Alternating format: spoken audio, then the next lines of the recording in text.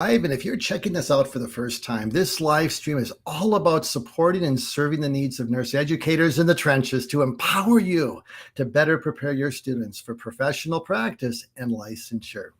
We haven't met. My name is Keith. I'm the founder of CCRN, and my passion is to, again, create resources to really help educators bridge the current academic to practice gap, develop the clinical judgment so our students are retained in the profession of nursing, they're safe, and they have the clinical judgment skills essential for safe patient outcomes, and to, again, improving patient outcomes and what that looks like. And if you're coming to us live today, I just want to encourage you all to just put your name in the chat. Let us know where you're coming from and who's with us today. And I'd like you to know that this chat is live currently, but it also is archived, and it's also on my YouTube channel, Keith RN Think Like a Nurse. And I just want you to know that if you are not yet a member, you can subscribe by just going to Think Like a Nurse, hit the subscribe button, and what that looks like. And I also just want you to know, too, that I'm going to be at a couple of conferences coming up. You know, April and May are big conference months. And I just want you to know that I will be speaking at the Nurse Educator Institute in Branson, Missouri. It's a national conference put out by Dion Block every April. And I'll be doing 3 sessions there on clinical judgment, and love to connect with you there. I'll also be at the ATI Summit in San Antonio as a vendor. And so if you're going to be at the ATI Summit, please stop by the Keith RN table and let me know and just say hello. I'd love to connect with you there. And so, Sarah, great to have you from New Orleans down south, and great to have you here with us. I want you to know, last month we talked about clinical reasoning escape rooms, and we kind of a new resource that I've developed with Martha Johnson and Breakout RN. And I want you to know that we introduced the first breakout rooms, which are really kind of like the hybrid. They're a combination of an unfolding case study with the escape room gamification. That is kind of not the focus. It's the clinical reasoning, the clinical judgment. That's the focus of these escape rooms. And if you haven't had a chance to check those out, I can just kind of share the link for more information. But I want you to know that, you know, this is a brand new resource that we provided educators, and the demand was extremely good. We had a lot of interest, and we're going to be creating additional escape rooms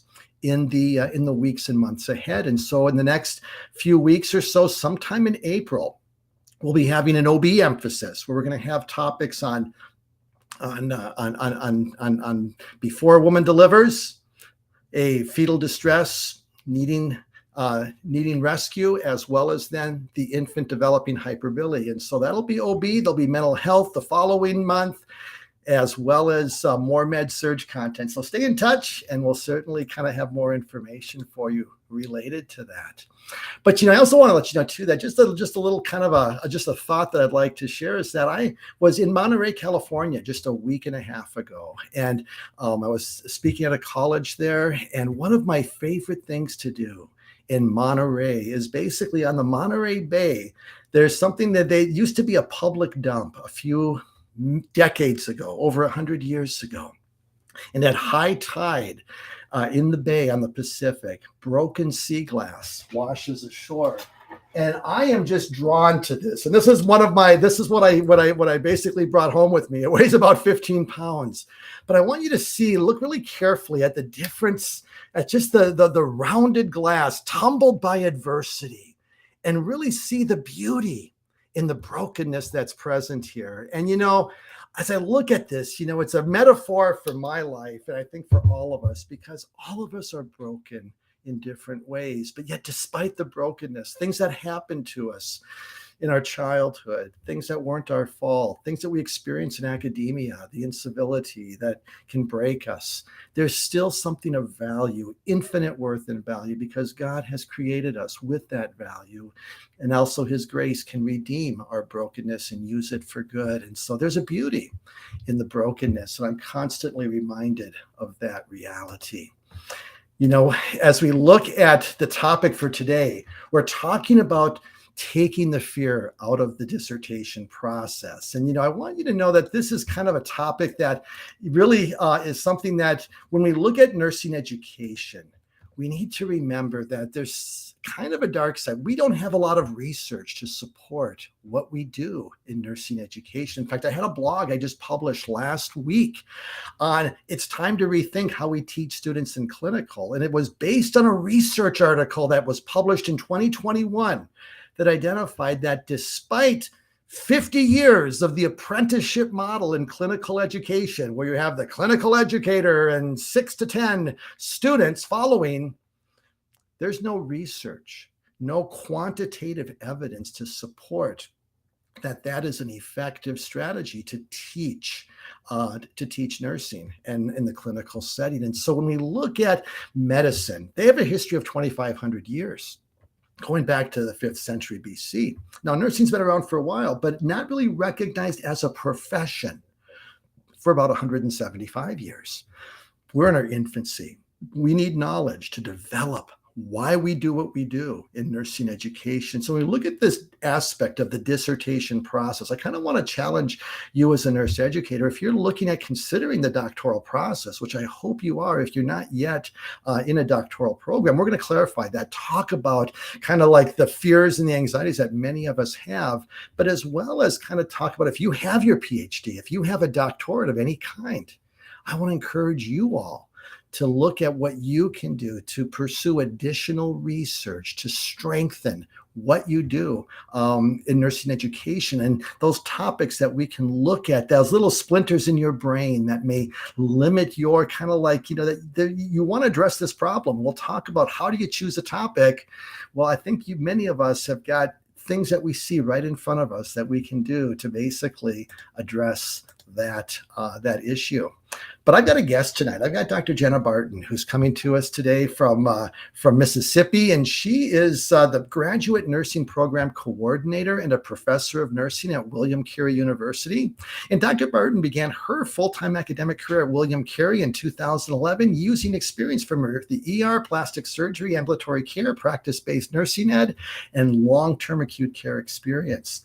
She currently teaches Christian ministry and nursing in the pre-licensure BSN program, as well as role development for the nurse educator in the master's program and PhD. And she currently serves as the dissertation chair. So this is her topic, and has served on the dissertation committees in the roles of major professor, second reader, and chair since 2019. And as the graduate nursing program coordinator, she oversees the master's, the doctoral PhD in nursing ed, and the DNP to PhD nursing education program. So I'm just excited to have Dr. Barton with us. And Dr. Barton, you were on my committee because I am a graduate of nursing, of the nursing admin and PhD program at William Carey back in 2020. So it's hard to believe it's already been 3 years, but you're on my committee. And so I kind of have some firsthand knowledge of not only you, but the program at William Carey and the bigger picture of the dissertation process and what that looks like. And so, just before we kind of dig in here, I would just like to, Jenna, just to share your journey as a nurse and what guided you to kind of evolve into what you're currently doing, focusing on doctoral nursing and your administrative role and involvement with the dissertation process at William Carey University. Yeah, I'll be happy to share. First, I want to say thank you for having me tonight. I'm looking forward to speaking with you and everybody else who joins us. It's just a background about me and nursing. I was practicing nursing and had been doing it for a few years. And at some point, there was some nursing students who came through the clinic where I was working. And I taught the student how to take out staples. So the student and I worked together that day, and I taught her everything I knew. And kind of a light bulb went off that this is what I love, and this is what I want to do next. I knew I wanted to get an advanced degree beyond my BSN, but I didn't know really what it was until that moment. And shortly thereafter, I went to William Carey University's MSN in nursing education program. And that's where my love for nursing education kind of took off. I knew I wanted to work in academia one day, and I knew that I wanted to help people become a nurse one day. And after I got my degree, I worked in nursing education for a while in the clinical setting. So instead of in academia, I was on the practice side, and I really loved that too. I really love supporting nurses But the opportunity became available for me to transition into academia, and I took it because that's what I originally wanted to do, and I wanted to try that.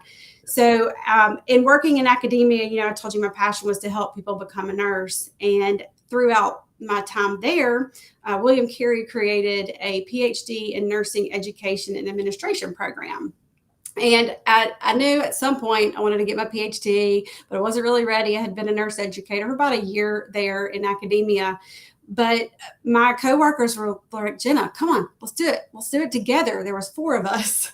And so I was kind of peer pressured, thankfully, into getting my PhD with them. And throughout getting that PhD, I learned a lot about myself as an educator. I learned about the way I wanted to improve as an educator.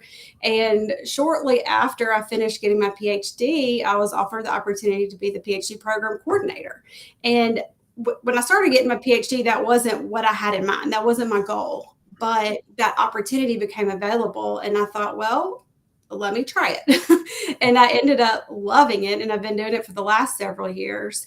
And beyond that, about being a chair, I started off as a major professor and have evolved into the chair role. And so now what I enjoy doing is empowering nurses to become nurse educators. So I love empowering nurses to grow and get advanced degrees and teach nurses how to teach students to be nurses. So my passions have evolved over time, and that's how I've ended up where I am today. Wonderful. And, when you look at, the PhD and the doctoral degree as a nurse educator, Jenna, it's kind of like, there's a lot of negative. People look at the time it takes, the money it takes, and it's kind of like the glass is half empty when you look at it, to be honest. I think a lot of us, they just see like it's a necessary evil.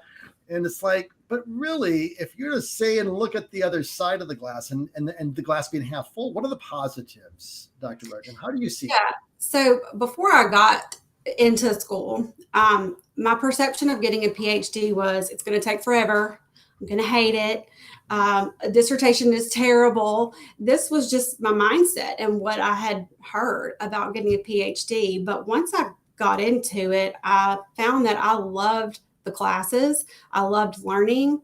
Everything I was learning in the PhD program, I was able to apply as an educator, as well as someone who is working in academia. At that time, I didn't have a leadership role, but learning from the PhD perspective and from the administrative classes, I was able to see things from the administrator's perspective. So that's something that I really got out of the PhD program, as well as thinking about nursing in the big picture and how we as nurses and nurse educators and nursing students fit into healthcare locally, regionally, as well as globally. And, for me, Jenna, I'll just kind of show, my story, and kind of how I got involved in just wanting to get my PhD was kind of motivated by the need to do more research and wanted to take, and as well as grow as an educator. It's kind of like this window of I was in my mid 50s and I didn't want to do a long process. And I know that you have a guided dissertation process, which is something that's unique that we'll talk about here in just a little bit, but it doesn't take 5 years. I did it in 2 because I had a master's in nursing ed and I got credit for most of I think all of my master's graduate level programs. So I only had to take that PhD level. But the bottom line is, when I look back, I grew as an educator. I saw the bigger picture of curriculum, program management, and those things that are more at the global level, but it gives you a bigger funnel. But it also, you grow as a person, Jenna. I just look back at my journey and it's like, just like the sea glass, the adversity and the tumbling of any program, it really does. You can come out better. You can come out stronger. And I think for me, I look back with no regrets because I came out as a better person, a more knowledgeable educator, and empowered to do research, which is really my passion as it relates to clinical judgment. So, I see that every day. When we teach students to become nurses, if you teach in level 1 or pre-nursing, and then you get to experience teaching that student at the end of their program, they're a different student from the beginning to the end. And I see that in the PhD program as well, from the beginning PhD students all the way to graduation and beyond. It's amazing how much growth occurs professionally and personally. Absolutely. Absolutely. And, for those that are with us here live, I want you to know this is a dialogue between you as well. It's kind of a three-way chat between myself, Dr. Barton, and anybody there. So I've got my chat open, which means that if you have a question, pop it in the chat. We can't get you can't speak it live on this live stream platform, but put it in the chat. And as soon as I see it, when it fits, we'll pause, we'll answer it, and we'll get you clarity. So I really want you I want you to be a participant as questions or things come up. But, I'm just kind of curious, Dr. Barton, I shared at the beginning, that there's a huge gap. We don't have research to really inform a lot of what we do in nursing education. And I think that, as educators, we really want to strengthen, the why and how do we, especially teaching and developing clinical judgment as one of many points. But I'd like to know from your perspective, what do you see as some of the gaps that we need to strengthen and to even bridge in nursing education to really improve how we teach? What research do you see that is needed, that as educators who are maybe considering a doctorate and whatever that looks like, what are your thoughts, or what do you see from your vantage point? Well, I agree. There's nowhere near enough research in nursing education. We are way behind the curve there. And so much of what we do as nurse educators is because that's how we were taught, Yep. or that's how the people we work with teach it, or our own practice might have evolved over time. But once I got my PhD degree, and as I was going through the program, it really opened my eyes to, well, why are we doing it this way? Why do we have this policy? Why we need procedure? And then it taught me to say, well, what does the evidence say about this? That's right. And so many times we look for the evidence and it's not there. And that's where the PhD degree and research is desperately needed in nursing education, from doing studies on curriculum, clinical paperwork, escape rooms, different learning activities, evaluation activities, admission criteria. The sky's the limit, because we have to make so many decisions in nursing education. So we need more research to have sound decision making in nursing. So there's a lot of gaps out there. There really is. And once you do the literature search and do the review of the literature, which we're going to talk about here next in the steps of a dissertation. But I know that, for me, Dr. Barton, my passion is how do we strengthen clinical judgment using unfolding case studies. And when the bottom line is just that, we've got a plethora of research on high fidelity simulation, and that has been the attention for the last 15 years, as all the innovative work around, the skills lab, the mannequins, and high fidelity to develop clinical judgment. What about low or mid fidelity simulation, which is what a good unfolding case study represents? That replicates the thinking, no skills room or skills lab.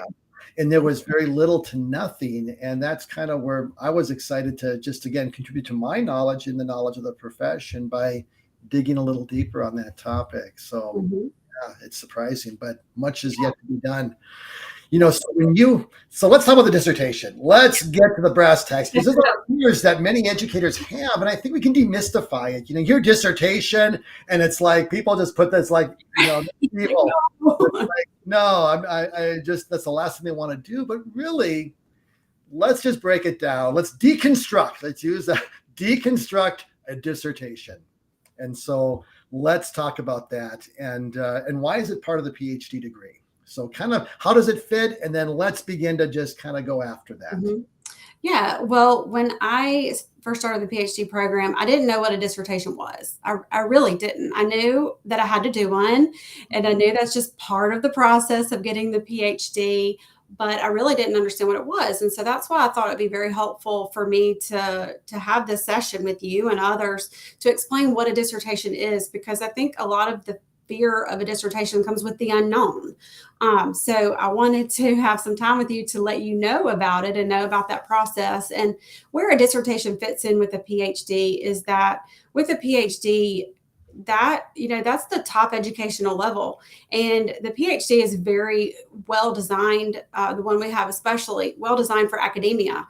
And most of the times in academia, the faculty are expected to participate in research, generate research, disseminate the findings. And that's part of an expectation of working in academia. And so that's why I think oftentimes research is included. Well, all the time, research is included in getting your PhD, so that you can be the expert at that and then contribute to nursing and then give back to your field through research.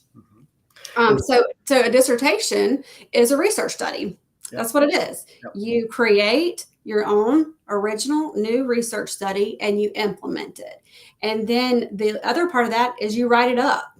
And that's where your 5 chapters and, this very long document I hear, I also knew a dissertation was very long, but that's where it is. And that's what the meat of a dissertation is. It's basically a research study that you implement and you write about it. And so let's then talk about topics, because the bottom line is the topic is totally dependent on the student. And Absolutely.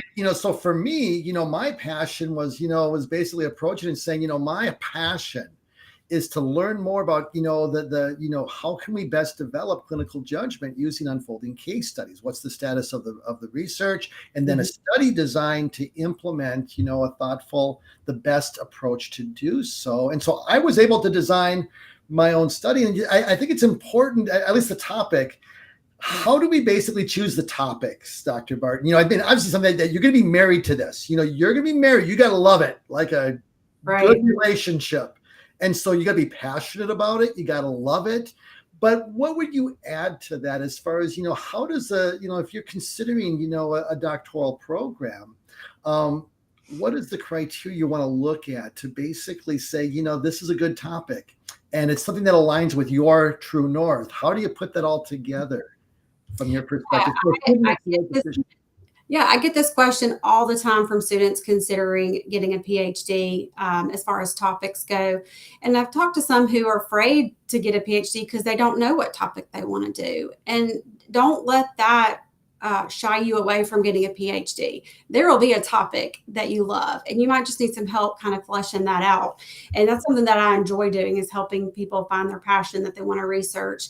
And I think the number one way to find your topic is, what do you do every day that you care the most about? And with that, what is a problem that you're seeing every day related to that topic?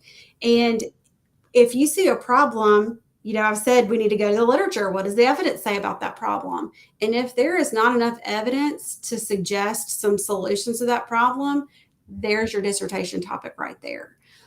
So I encourage you, yes, you're right, Keith, that you're going to be in that topic. You're going to become the expert of that topic. But if it's a topic that you care about and a topic you want to make a difference of, it's a joy to look through the literature and learn more and grow more and figure out what type of research you can do that can help contribute to solutions of that problem. Yeah. And I just want to open the door to anyone who's watching this live, is that if you're considering a doctoral program, what are basically some thoughts about a topic, and, maybe just throw it out there so we can maybe even, Dr. Barton could provide just even some guidance or feedback, again, with anything that you might be considering as a topic. But yes, all of that above aligned with my why as well, Jenna. And it's like, and I'm glad I did. It was really, unfortunately, my study got kind of impacted adversely by the pandemic, and some of the my study was in 2020, and unfortunately, a lot of bad stuff. We all have kind of some PTSD from 2020. I did as well, because my research study got kind of gutted and had to be revised in some ways. But again, I think it's important too. Let's add this comment too, Jenna. Your dissertation study isn't necessarily your last study. Yes. So your dissertation needs to be very meaningful, very impactful, have rigor, but you also want to graduate. So we tell students, don't try to save the world with your dissertation. Yep. Learn this process, have a very good, very strong, robust study that's done well thought out, well planned, and you've got the tools for the rest of your career, rest of your life, yep, to do research. And something, Keith, that you mentioned about how the pandemic kind of threw a wrench in your dissertation, that happens.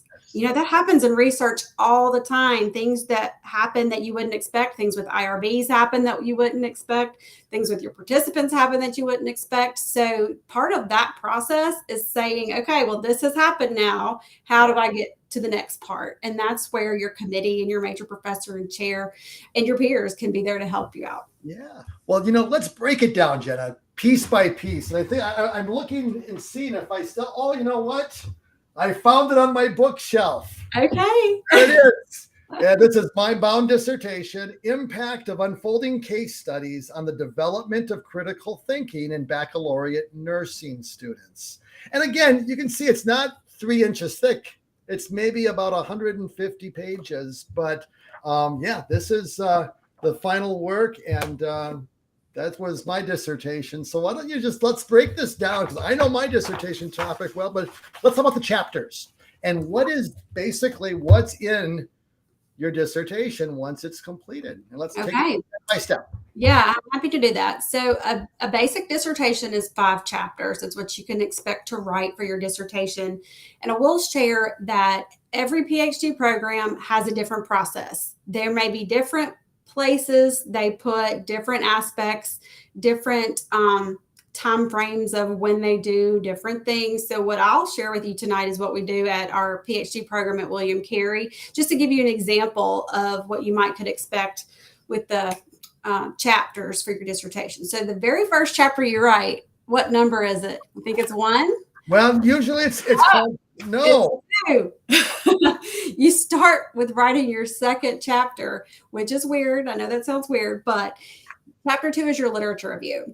Yep. So what we were just talking about here is your research needs to fill a gap. There needs to be a problem that doesn't have an already determined solution.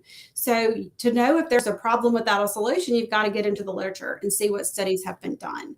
So chapter 2 is your literature review. And that's where you write up the different research studies that you found that are related to your topic, and you synthesize them to find out what's known and not known about your topic. And that sets the stage really for your whole study. So that's why you want to start with chapter 2. Yeah. Chapter 1, so we'll go back to chapter 1 that you write after 2. And chapter 1 is the introduction to your study. That's so correct. With the introduction, you're going to introduce the reader to your topic and the different concepts related to your topic. You're going to introduce the reader to the problem at hand and the significance or the why you're doing your study. And then you will explain what your purpose statement is. What's the purpose of your study? And that stems from your problem statement. Right. And then you'll also explain your research question or hypotheses, or both, depending on what type of study you want to do. And at William Carey, we include the theoretical or conceptual framework in chapter 1. So that's where you really just take a founded theory and determine how it applies or shapes what your study is. And that's the basics of chapter 1 and 2. All right. Do you want to keep going? Sure. Yeah. Chapter 3. So after you've got chapter 1 and 2 written, now you move on to chapter 3. And to me, chapter 3 is the fun part, because this is where you get to get very creative in designing your study. So chapter 3 is the methodology. And in chapter 3, you explain the research design that you've chosen. And in PhD programs, you're going to take classes in research and statistics that they're going to give you a good, strong foundation for knowing the different types of studies, so that when you get ready to have your study, you'll know which design fits your study the best, because you'll be knowledgeable in that. So chapter 3 is where you write about the design you've chosen, why you chose it, how it fits with the purpose and the research questions. You'll also talk about your population and sample, how you're going to get your sample. And you're also going to talk about any intervention that you might do. And you're going to include instrumentation. So if you're doing something quantitative, for example, you might have a tool that you either create or you get permission to use or modify. And then you'll talk about participant protections as well. So talking about informed consent, any risk, that kind of thing. And then you'll talk about the data that you're going to collect, how you're going to collect it, what you're going to collect. And then lastly, how you're going to analyze that data. So whether it's quantitative or qualitative, the data analysis methods are different. So you'll explain how you're going to analyze that. So chapter 1 through 3 is really setting the stage for what you're proposing to do in your research study.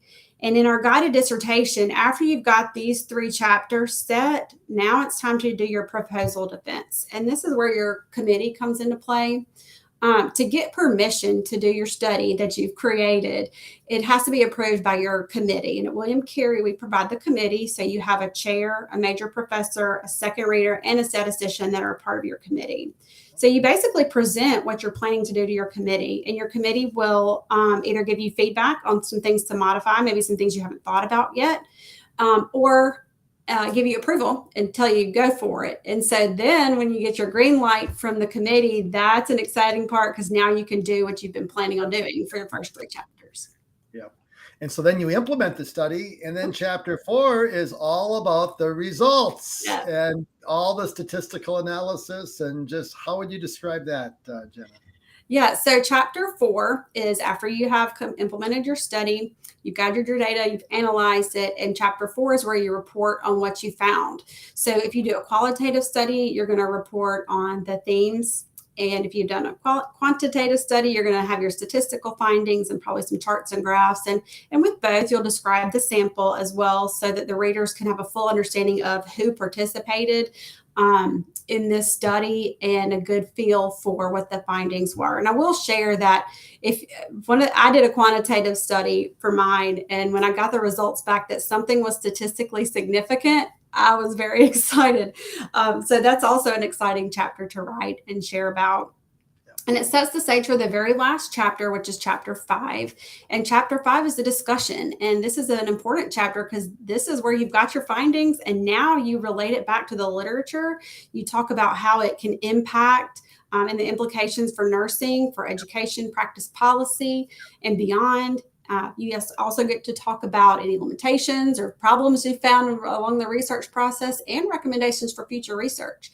Because as you go through this process, you'll think of about 1,000 other ways that you can research this topic. And that's where recommendations for future research comes into play. And then you just do a final conclusion, wrapping up your key points. Yep. And then after that, chapter 5, you do your final defense back to your committee, and that's where you get the final stamp of approval and then get it published to ProQuest or journals and beyond. Yep, and that's where mine is hanging right now. Somebody wants to basically go to ProQuest and Keith Rischer and at least put in the search there, impact of unfolding case studies. You can see my case studies, see what I did and what that looks like, as well as anybody else's. And so, but I want to basically highlight, Dr. Barton, the guided dissertation process, because this is what attracted me to William Carey University. Is that, you know what, I was 56 at the time. And I said, I don't have 5 years. You know what? I don't have 5 years. I mean, I do and I don't, but I didn't want to spend 5 years and be 60 plus when I graduated. And when I met Karen, at a conference, and she was a representative at William Carey, and Keith, she said, you need to do your own research on your unfolding case studies. If you think they're so good, you need to do the research, not somebody else. Yeah, she challenged me in a good way. But then she said, by the way, it's 2 years. And I said, I've never heard of a PhD program that you could do in 2 years. It's sounds like an accelerated baccalaureate program, but it's an accelerated PhD. But is that an accurate characterization as an accelerated PhD program, or is that a little bit misleading? So explain it, because I can tell you it is definitely, was a positive and a productive experience, but it took me 2 years. And I think that guided dissertation is unique. So why don't you, I'd like to, just explain that to those that are listening. Yeah. So our PhD program, we've got two. We've got the PhD in Nursing Education and Administration program. That's for nurses who have their master's degree. And we have a DNP to PhD in Nursing Education, and that's for DNPs who want to go back to get their PhD with a focus on nursing education. So the PhD program can be completed in 2 or 3 year options. The 2 year option is full-time. So I tell everybody who's considering the full-time option, it is a big obligation, but it can be done. We've got many graduates who are proof of that. Yep, and you're one of them.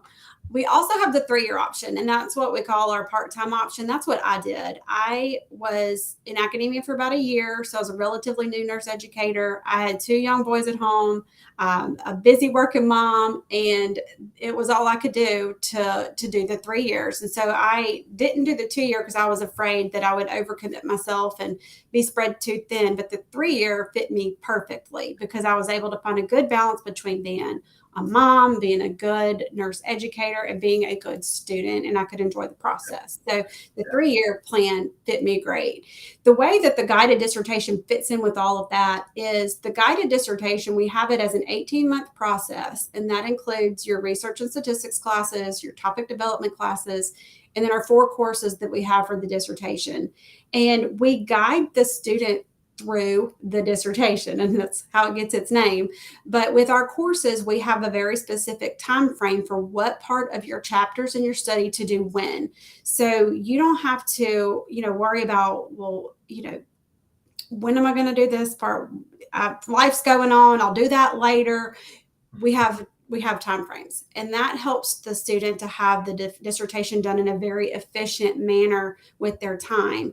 And we also include that dissertation while you're doing your other coursework. So, with Keith's degree, it was 24 months. Well, I said the dissertation is 18 months. So you work on your classes while you're working on your dissertation. And I think that's important to know that the dissertation you're learning, this is likely your very first time to do a research study, and it's a learning process.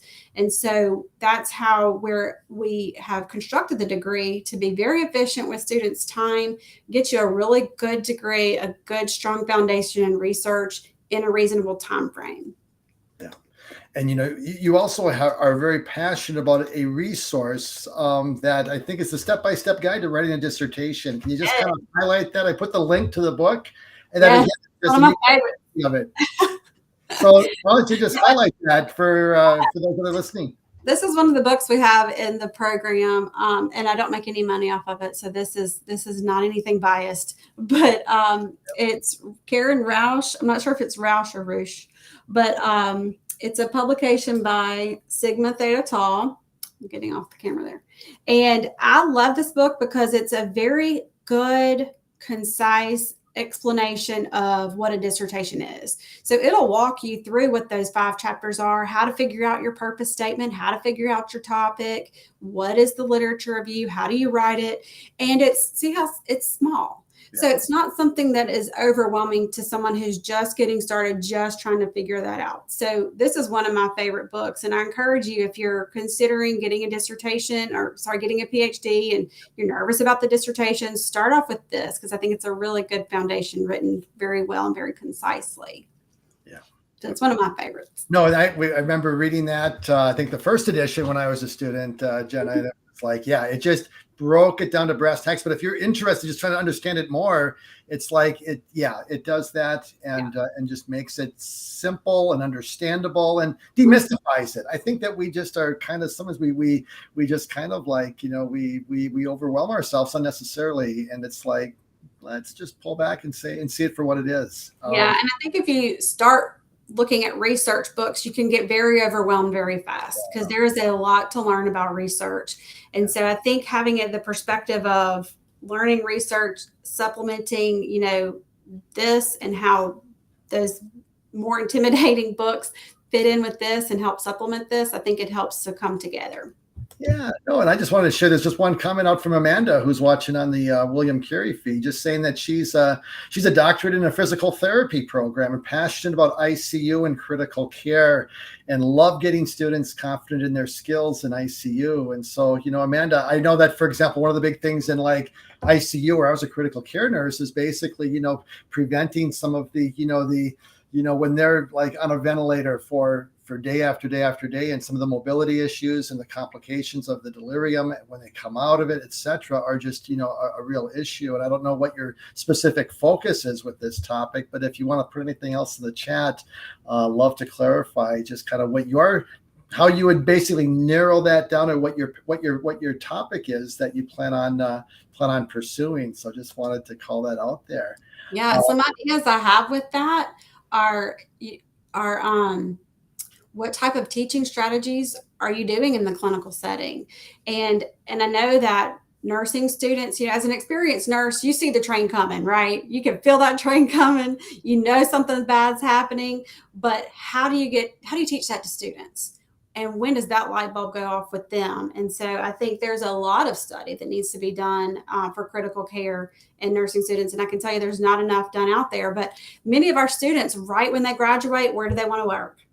They want to run to the ICU, they want to run to the ER, and are they prepared for that? And has there been studies that show if students right when they graduate, are they ready for the ICU? So there's 1,000 things I could think of to research that would be amazing dissertation topics. Yeah, and she just threw that response out there, Jenna, to saying, I work in the clinical setting as an educator. My current focus and passion is new graduate nurses. Yes. And help really drilling down with more specifics. Yeah, so a lot of my students have done nurse residency program, dissertations, different aspects of that.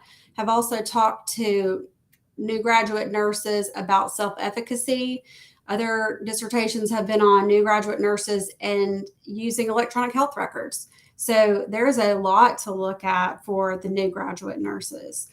Some others have looked at new graduate nurses and what are they wanting in a job? What keeps them in the job? So new graduate nurses is an excellent place to need to do some research. They need a good, strong foundation and they need help to keep them not only in nursing, but keep them at that first job. That's right.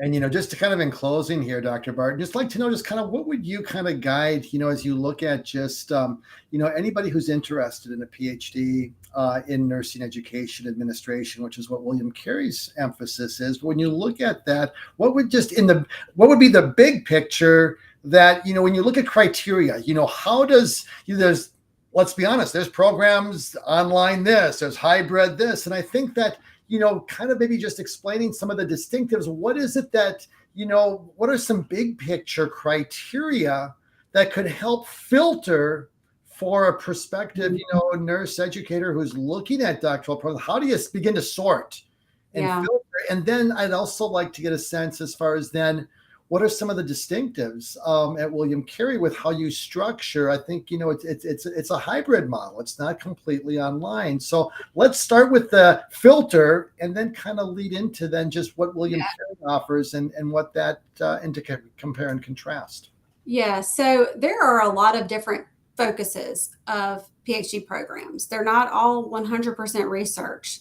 Some are. And if research is what your goal is and what your focus is, and that is your passion, then a PhD that is fully on research, that might be something that you would want to look at. So I think that you need to look at what you're wanting to do with your career, what you're wanting to do with that PhD, and then find the PhD program that best meets that need. So there's PhDs in research, there's some in leadership, and ours at William Carey is focusing on education and administration, where you could do both of those. So they all, though, have a foundation where you do learn how to do the research process. And I think from there, you should talk to the people there, talk to the advisors, talk to graduates, talk to faculty, just to get a feel for the culture and to see if you feel a good vibe, for lack of a better word, with that institution. And then I think you could also look at the program delivery. Some are fully online, some are fully in face-to-face, and some are somewhere in the middle, which is where we are. We're hybrid. So the way that our structure is at William Carey, we've got 4 terms a year. Each term is 10 weeks. So we meet at the end of each term one day to kind of wrap up the current term, and the very next day we meet to begin the next term.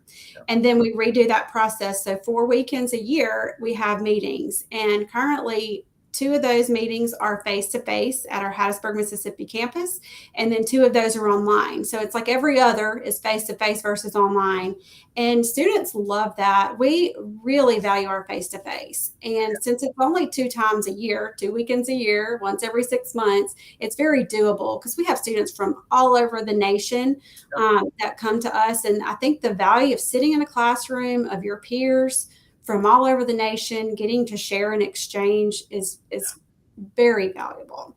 Yeah. So No, and I would second that, Jenna, with, I mean, I'm from Minnesota. I had to travel back in the day. At that time, it was before COVID. It was every 3 months. I'd travel to New Orleans, drive to Hattiesburg, and there I was. And it was just kind of it was a rhythm, but making the personal connection with your classmates, with your faculty, was invaluable. And I found that even though the travel was an expense and a little bit, it was worth it. And that personal connection, I'll tell you, I think, I mean, those relationships, I still have some of those, and I'm very thankful for that.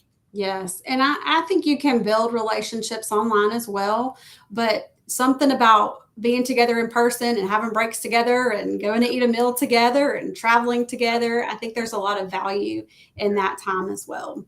Yeah, no, I totally agree. Got one other question just another thing from Amanda, just to wrap up her conversation. She says that she helped create her hospital's early mobility program, ambulating patients on mechanical vents, and just started working with ECMO patients. Started the PhD program at William Carey University this fall, the doctoral in physical therapy to PhD. And we didn't even talked about that, but I guess it exists. Yeah. So we also have a doctor of physical therapy to PhD in, I believe it's healthcare education. So it's very similar to our DNP to PhD degree, because our DNP to PhD degree and the DPT to PhD degree both give credit for having that doctoral degree. And you get about another 40 credit hours to get your PhD. And so the focus there is nursing or healthcare education. So what we've tried to do is to bridge that gap for a clinical doctorate to the doctor of philosophy, and give some credit where we can to help students and bridge that gap. So that sounds like an incredible study, and I'm excited you're in our program. No, it's a great topic. I would second that, and just, saw some of that movement in the last few years and the benefits of that. We also have another question from Myra. She's saying, does William Carey require a GRE?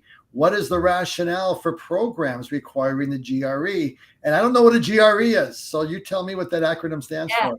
The GRE is a graduate entrance exam. I'm not exactly sure what our graduate maybe graduate exam, but either way, the GRE is used by graduate programs a lot of time as a general measure. And I think it's similar to the way colleges use the ACT, that colleges will use a GRE for graduate programs. Now, we do not require the GRE, but we do have a writing requirement, because we want our students to be able to hit the ground running with writing. And some students struggle with that, and it's hard.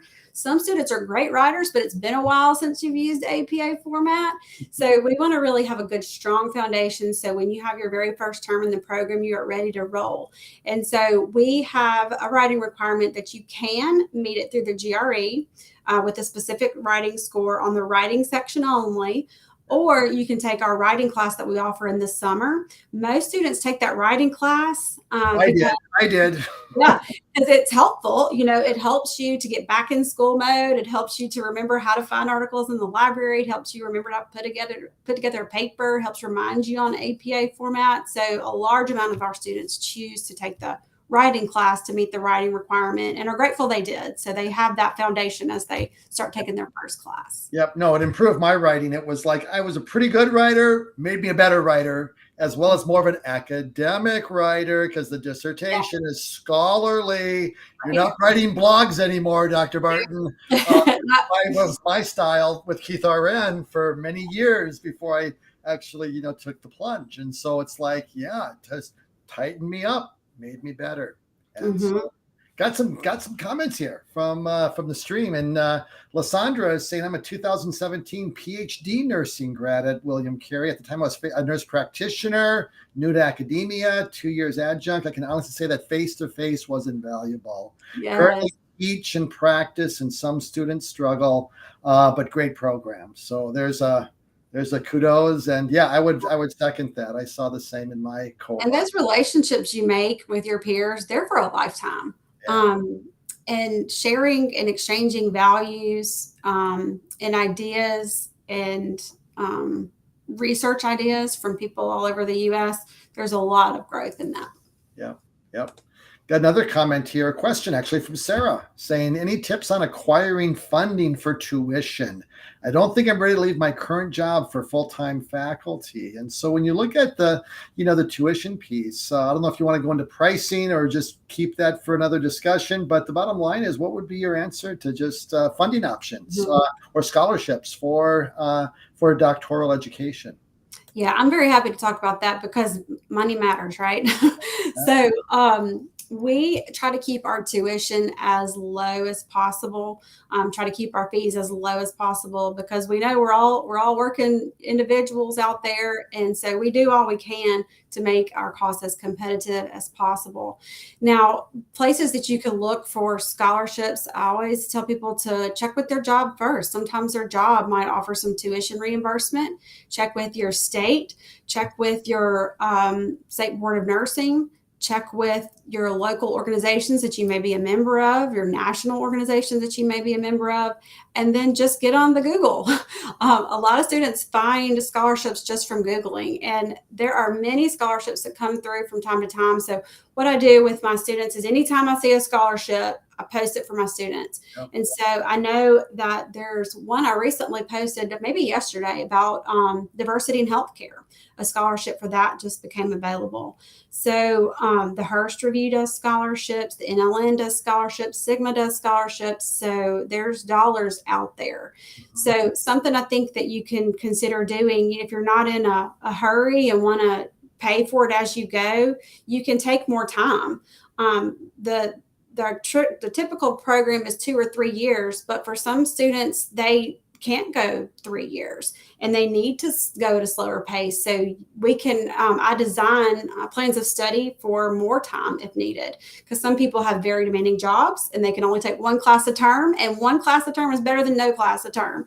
Yeah. So that's what I would encourage you to do, is Sarah, is just look and see what scholarships might be there available for you and just get started. Because I know you don't want to leave your full-time job right now, but you can consider adjuncting, and working in academia may be something you want to do later down the road. And having a PhD, I think a value in having that I didn't realize is that it allows you to teach at the graduate level. And at the time, I was very happy in undergraduate. I still love undergraduate, but I also love teaching in the graduate program. And that's something that having a PhD can allow you to do. And we do have some students who come back just for that and say, when I retire, I want to teach graduate programs and I want to teach online. And this opens the avenue for that as well. Excellent. Just kind of in closing, Dr. Barton, what are some next steps? If you're to look at kind of like, with some of the things that, I know that you provided a couple links here. The first one is basically their PhD program. Is there basically, besides going to that link, what would be some other actionable steps for just someone just to explore and learn about some of the, the work that you're doing in this area at William Carey, and just kind of anything else that would be helpful for any for anyone who's kind of looking at this as an option? Yeah. I think the first step is to send an email, pick up the phone. Yeah. I love talking to people about getting their PhD and helping them decide what's right for them. So you're welcome to contact me. Keith's got my email address right there. There it is. Yep. jbarton@wmcarey.edu. I'd love to talk to you about the PhD programs at William Carey, or, if you just have questions about a PhD or a dissertation, I'm more than happy to talk to you about it. So my encouragement would be to take the next step, make a phone call, and just start talking about it, start thinking about it, start researching about different PhD programs, and see how you could fit that into your life and start getting the ball rolling. Excellent. And I also put the link to the DNP. Tell me, why would somebody go from a DNP to a PhD? They're both doctoral programs. What's kind of like, I never really got that one, Dr. Barton. So what's going to be for someone who's already got their doctorate in a DNP? Where is that bridge, and what is kind of to maybe provoke a little splinter in their brain to say, maybe I should consider that if I even have my DNP presently or working towards it? What is that program kind of, about? Yes, I'll be happy to talk about that. I get this question a lot. So the reason we came up with a DNP to PhD is because we had some DNPs come to our PhD program and do the full 60 credit hour program. And we were like, why are you doing this? And they were in academia and they needed that research foundation. The DNP does an excellent job. It's a practice-based doctorate. Practice-based doctorate, and it does an excellent job at excelling you in the practice setting and teaching you how to use evidence, how to implement evidence to improve quality care, which is incredible. The PhD teaches you how to generate that evidence. And so sometimes the DNP finds that they want that PhD and that background in developing their own research studies. And also, since our PhD is in nursing education, we created it for the DNP because oftentimes the DNP through their master's and DNP might not get a foundation in classes and courses teaching you how to teach, teaching you how to evaluate, teaching you how to do program evaluation. And so that's why we created the degree, is because there were DNPs who wanted that piece. And so that's where the DNP to PhD program. So how many credits is that, Dr. Barton? And how long does it take someone to work through the DNP to PhD track typically? Yeah, so 2 years, part-time. With the full PhD program at 60 credit hours, and that's about average for a PhD degree. With the DNP to PhD, we give 21 credit hours just for having the DNP, which leaves 40 credit hours to take. So that 40 credit hours, about half of it is dissertation and the other half is nursing education classes. So it's really pared down to what that DNP would be seeking in a DNP to PhD in nursing education. So it's 2 years part-time. Yeah, awesome. And just I'll give you a final kudos here. I don't know if you know who Brian is, but either he's trolling you, but he says, excellent program. Dr. Barton is wonderful. Yeah, so Brian, like you, Keith, had the privilege of having me on his dissertation committee. I was his chair. So I think you and Brian could swap stories about. You basically, Jenna, you edited my dissertation in ways that I didn't think Grammarly missed. How did Grammarly miss all this? But you found it. And then I just want to put a heads up that Dr. Barton was kind enough to write a blog article for CCRN that I'll be posting next week. But I got to review Dr. Barton's blog article, and I found some discrepancies. I got to add some comments and clarification, and it was like LOL time. And it came back full circle when he. A little bit. I wasn't the kind. Blog. He said, "I think you need to define this. Like you made me define clinical judgment." And so it was good. It was payback, but in a good way. And so I'm looking forward to just kind of putting that on CCRN next week, and we'll have more information there. But just in closing, Dr. Barton, is there any closing comments or thoughts that you would just, from your lens of just to kind of summarize and wrap this up? What would be a word of encouragement or just a closing thought that you would have? I'm a big fan of education.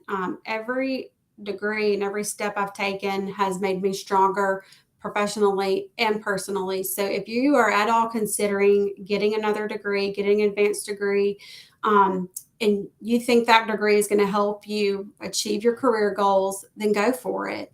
There's no time like the present. And I will share, you might think, well, I'll do it later when my kids are grown, or I'll do it later when this happens, or I'll do it later when that happens. Go on and get your degree now so you can start using it. And you can, if you have a career goal that you want to meet, go ahead and start taking that next step to get to that career goal. So I would say if you're at all considering it, go for it.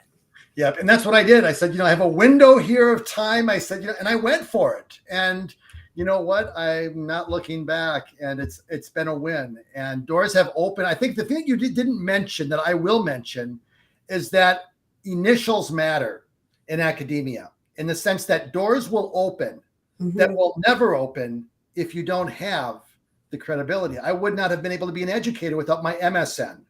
Right. But then basically additional doors opened, Dr. Barton, be honest, with my PhD and collaborative relationships and opportunities to contribute, that because my PhD gave me that credibility that academia looks at, it matters. Doesn't define you, but it matters, and doors will open and doors will never open without that degree. And I think it's very empowering too. Not only do those doors open, but you also can see how you can walk through that door, and you're prepared to walk through that door. Yep. So I think that doors open and you're prepared for that, and the sky's the limit. There's no limit to where it could take you. No, and if you publish good research, Dr. Barton, you'll be in the CINAHL database, and not just looking at other people. You'll be there, and they all start somewhere. Kathy Lassiter, what people don't realize is that her Lassiter clinical judgment rubric was her dissertation. Oh, her dissertation. Wow. I didn't realize that. That's incredible. In 2007, and she published an article right after her dissertation was on that subject of developing her rubric, was her dissertation. And look where Kathy is today. But she's just like one of us. She is just another passionate educator who was passionate about a topic, developed research that was valuable, and she has made an impact, as well as anyone who contributes to the knowledge that is desperately needed. So again, it just, anybody can, who has the desire and passion can make that difference, which I think is what it comes down to, is making a difference and impacting our profession. And don't be intimidated. I know I was intimidated. I didn't know if I was capable, but I knew it's something I wanted. So don't be intimidated by that degree. If it's something you want, you go for it. Yeah. And, I'll just kind of put her email on the screen one last time. So for those of you that would like to check it out, and I'll just kind of, I'm going to throw out a couple challenges here while Dr. Barton's still with me. Number one, if you already have your doctorate, like me, have you built on that dissertation topic with additional research since you graduated? And I would encourage all of you who already have a terminal degree, consider what you can do, what your next step will be. And for those of you that have it, what research could you implement or initiate to bring about needed change and to address the whys? We ask our students the why, and that's developing their clinical judgment. Why are you doing this? Why are you doing that? We need to then again look at what we see in academia and in practice and say, why? Why are we doing it? Is there the research like Dr. Barton shared? And so again, let's ask ourselves that question, and then let's be difference makers and make a difference as all of us are capable of doing. And so next month, I'll be coming at you April 6th. We'll talk about clinical coaching, ways to strengthen clinical teaching. And so I hope to see you then. And Dr. Barton, it has been a pleasure to have you back. I would say you were an incredible representative at William Carey, and you were the first person I contacted. And there's something to be said about Southern hospitality and even a Southern belle, and you are both. And it's just a pleasure you made a wonderful connection, made that bridge possible. And I just am so thankful. So I just want to thank you for what you have done to contribute to my journey as part of the process. And thank you that God brought our paths together from different parts of the country. So thank you. Yes, helping others is my joy. So I'm happy to do it. Blessings. Well, we'll see you all next month. Guys, take care. Thanks again for your time. Godspeed. Good night.